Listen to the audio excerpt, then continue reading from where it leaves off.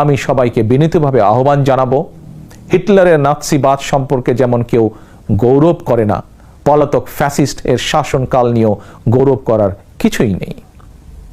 ডাকাতি করে কিছু সম্পদ চ্যারিটি করলেও জনগণের চোখে ডাকাত যেমন গ্রহণযোগ্য নয়, তেমনি অন্তর্বর্তীকালীন সরকারের ব্যর্থতা খুঁজতে গিয়ে কৌশলে পলাতক ফ্যাসিস্টদের পক্ষে সাফাই গাওয়াও তেমন গ্রহণযোগ্য হতে পারে না।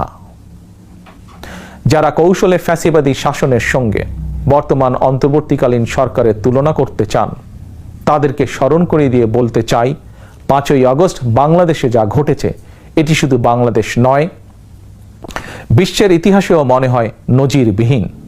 5ই আগস্ট গণভবন ছেড়ে ফ্যাসিস্ট পালিয়েছে, সংসদ ভবন রেখে তথাকথিত সাংসদ পালিয়েছে, আদালত ছেড়ে প্রধান বিচারপতি পালিয়েছে, বায়তুল মোকাররম ছেড়ে প্রধান খতিব পালিয়েছে, ক্যাবিনেট ছেড়ে মন্ত্রীরা পালিয়েছে, ফ্যাসিস্টের দোসররা গা ঢাকা দিয়েছে।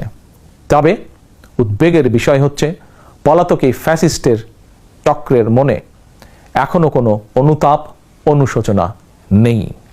বাংলাদেশে আর কখনোই ফ্যাসিবাদ কায়েম হবে না ইনশাল্লাহ।